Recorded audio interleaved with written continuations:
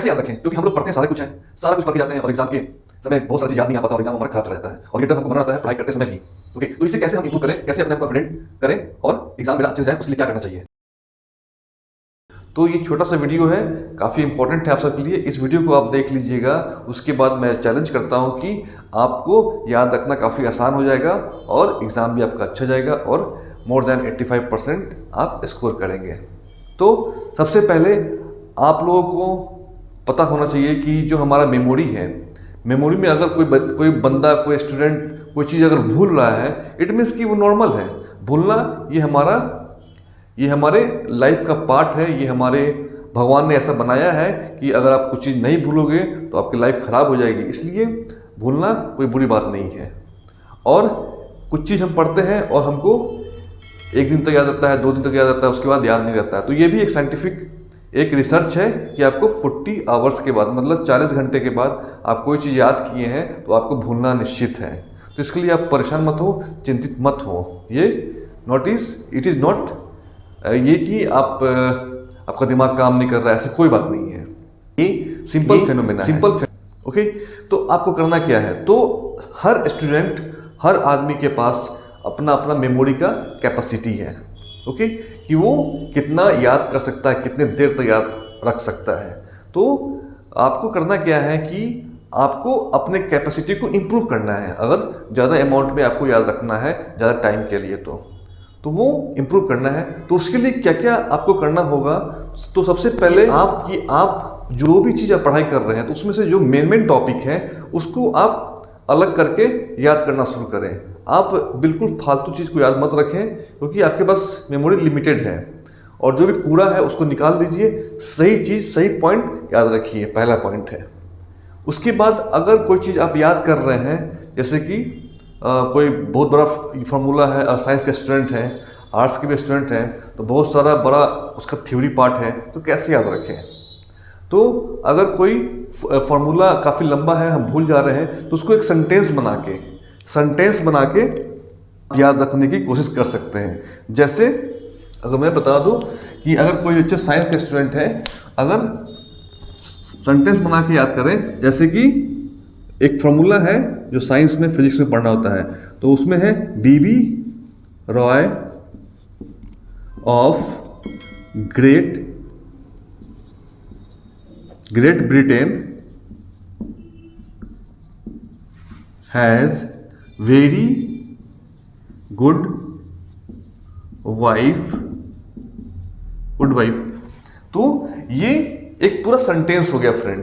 Okay, और इस sentence से आप अपने फॉर्मूले को लिंकअप आप कर चुके हैं, तो ये सेंटेंस याद रहेगा, तो आप इजीली से फॉर्मूला भी याद कर लेंगे। तो ये आपको कार्बन रेसिस्टेंस का फॉर्मूला है, जो भी कलर कोड है उसको कैसे याद रखें। तो ये हो गया ब्लैक, ये हो गया ब्लू, रेड, ऑरेंज, येलो, जी से ग्रीन हो गया, बी से ब्लू हो गया, भी से वॉयलेट हो गया, जी से ग्रे हो गया, डब्ल्यू से वाइट हो गया। तो इस तरह से आपको बिल्कुल याद हो गया कि कलर कोड का सीरीज क्या है। और हमने मालूम पड़ा ये 0 है, ये 1 है, 2 है, 3 है, 4 है, 5, 6, 7, 8 और 9। तो ये हमारे 0 से लेकर 9 तक का ये कलर कोड हमने याद कर लिया कि वाइट का 9 है। तो ये तरीका है आपको लंबे समय तक याद रखने का, और कोई भी सेंटेंस आपको याद रहता है बहुत लॉन्ग टाइम तक। तो इस तरह से आप अपने हिसाब से, ऐसा नहीं है कि किसी का कॉपी कर रहे हैं, अगर किसी का कॉपी भी कर रहे हैं, अगर वो याद हो जा रहा है तो वेरी गुड, नहीं तो आप खुद का अपना डेवलप कीजिए, प्रैक्टिस कीजिए। ओके, आपका थर्ड पॉइंट है, आपको जनरल फार्मूला याद रखने की कोशिश कीजिए। मैं आपसे बार बार रिक्वेस्ट कर रहा हूँ कि जनरल फार्मूला, अगर मैथ्स में कोई जनरल फार्मूला है उसको याद रखिए। उसका जो कंडीशनल फार्मूला है कि ये बड़ा होगा तो ये होगा, ये छोटा होगा तो ये होगा, उसको आप मत याद रखिए, ठीक है ना। तो आप जनरल फार्मूला याद रखिए, जैसे कि आपके पास कूलम्ब्स लॉ है, तो कूलम्ब्स लॉ आप याद रखिए पूरा अच्छे से, जनरल फार्मूला, ठीक है ना। तो इस तरह से बहुत सारा एग्जाम्पल है कि आप उस तरह से याद करके आप काफ़ी लंबे टाइम तक, एग्जाम तक याद रख सकते हैं। उसके बाद ओके फ्रेंड, और आपका 4th पॉइंट है राइट द फार्मूला। आप अपने फार्मूला को एक जगह कलेक्ट कर लीजिए, ठीक है, और उसको याद रखिए। उसको थ्योरी के साथ मत रखिए, क्योंकि जब भी आप पढ़ाई करेंगे तो आपको थ्योरी भी आपके साथ आपके सामने से गुजरेगा, तो फिर आप थ्योरी पे भी फोकस करेंगे, फॉर्मूला पे फोकस करेंगे, फिर भी फॉर्मूला याद नहीं हो पाएगा। तो आपको फॉर्मूला थ्योरी से अलग कर देना है, सिर्फ फॉर्मूला पे फोकस करना है सेपरेटली। ओके ओके, तो आपको जो हमारा 5th पॉइंट है 3 टाइम्स रिवीजन। आपने जो टॉपिक पढ़ लिया है, आपको जो मेन टॉपिक को आप लिख लिए हैं उसको रिवाइज करना है 3 टाइम्स। पहला है क्या, आपको डेली बेसिस पे रिवाइज करना है। सेकंड है वीकली बेसिस पे आप रिवाइज कीजिए, और थर्ड है मंथली बेसिस पे। ये 3 बार रिवीजन करने के बाद मेरा चैलेंज है, दावा है कि आप उस चीज़ को भूल नहीं पाएंगे। ओके फ्रेंड, तो ये काफ़ी इम्पॉर्टेंट है आपको एग्ज़ाम के पहले लास्ट मोमेंट में अपने आप को कॉन्फिडेंट रहने का और अच्छे मार्क्स स्कोर करने का तरीका है। क्योंकि जो भी बच्चे टॉपर हैं वो भी इसी चीज़ को फॉलो करते हैं। ऐसा नहीं कि उनके पास ज़्यादा मेमोरी है, 500 टेराबाइट उनके पास चिप लगा हुआ है, ऐसा कुछ नहीं है। तो और इन सब के अलावा अगर हम बात करेंगे पर्टिकुलर फिजिक्स का, तो फिजिक्स को कैसे आप याद रखें, कोई भी टॉपिक को, कोई भी आपका थ्योरी है, थ्योरी कैसे याद रखें। तो आप सबको पता है, हमको भी पता है कि थ्योरी, आपको इतना सारा थ्योरी, स्टेटमेंट, परिभाषा याद रखना एग्जाम तक बहुत ही टफ काम है। तो आपके पास 3 रास्ता है। थ्योरी याद कर लीजिए, जो बच्चे, बहुत सारे बच्चे थ्योरी याद कर लेते हैं, वेरी गुड। जो बहुत सारे बच्चे हैं जो फॉर्मूला याद रहता है, थ्योरी याद नहीं रहता है, वेरी गुड। बहुत सारे बच्चे हैं जिनको ग्राफ फिगर याद रहता है, फॉर्मूला याद नहीं रहता है, थ्योरी याद नहीं रहता है। तो यहाँ पे आप देख सकते हैं कि थ्योरी, फॉर्मूला और ग्राफ। अगर आपको थ्योरी याद हो रहा है तो वेरी गुड, नहीं याद हो रहा है तो उन सब बच्चों के लिए फार्मूला को याद रखें। फार्मूला को याद रखने के बाद आप उसको थ्योरी में कन्वर्ट कर दीजिए। समझ में आया? फार्मूला याद है आपके पास तो थ्योरी में लिखना काफ़ी आसान होता है। तो ये थोड़ा सा प्रैक्टिस आपको करना पड़ेगा पहले से, एग्जाम के टाइम में नहीं, जब आप स्टडी कर रहे हैं उसी टाइम में फार्मूला को याद कीजिए और फार्मूला को वापस डिस्क्राइब कीजिए थ्योरी में। फॉर एग्जाम्पल, अगर हम, जैसे कि हमारा लाइट चैप्टर है, लाइट में मैग्निफिकेशन। मैग्निफिकेशन क्या होता है? मैग्निफिकेशन m इक्वल टू होता है I upon O, okay, image height upon object height. Clear friend? तो अब आपको पूछेगा व्हाट इज मैग्निफिकेशन, मैग्निफिकेशन क्या होता है? तो आपको अगर ये फॉर्मूला याद है तो आप सिंपली लिख सकते हैं magnification is the ratio of image height to object height is called magnification of that mirror, क्योंकि किसी भी मिरर का मैग्निफिकेशन निकालते हैं या लेंस का निकालते हैं।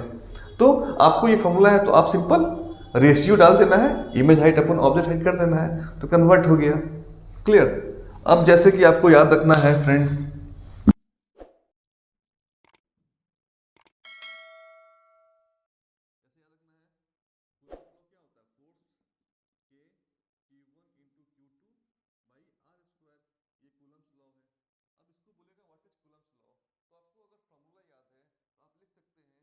is directly proportional to product of two charges and force is inversely proportional to the distance square। Okay, तो इस तरह से आप सिंपली फार्मूला को थ्योरी में कन्वर्ट कर सकते हैं। तो ये काफ़ी आसान है आपको फार्मूला से थ्योरी में जाना। तो ये काफ़ी, एग्जाम के एक दिन पहले आपको लगता है कि नहीं, मैं सारा कुछ जो पढ़ा हूँ वो भूल चुका हूँ, तो इससे आप घबराइए मत। ये अच्छा साइन है, मतलब कि आपकी पढ़ाई अच्छी हुई है। और ये सब जो टॉप करने वाले हैं उनके साथ भी ऐसा ही घटना घटती है, ऐसा ही वो भी सोचते हैं। ठीक है ना? तो आप परेशान मत होइए, समझिए कि आपका sign, this is good sign, आप एग्जाम में अच्छा करने जा रहे हैं। ओके, और अब जब एग्जाम में अपीयर होते हैं तो आपको जब क्वेश्चंस पढ़ते हैं तो आप देखते होंगे कि कुछ कुछ क्वेश्चंस का कुछ कुछ पॉइंट्स हर क्वेश्चन का आपको याद नहीं आ रहा है, तो भी आप घबराए नहीं, मतलब कि आप सही हैं, कोई दिक्कत वाली बात नहीं है। तो अगर कुछ पॉइंट भूल भी रहे हैं तो कोई बात नहीं है, क्योंकि आपके पास जितना पॉइंट याद है उतना फिजिक्स K2 सर फिजिक्स पे आप डायरेक्ट DM कर सकते हैं इंस्टाग्राम पे।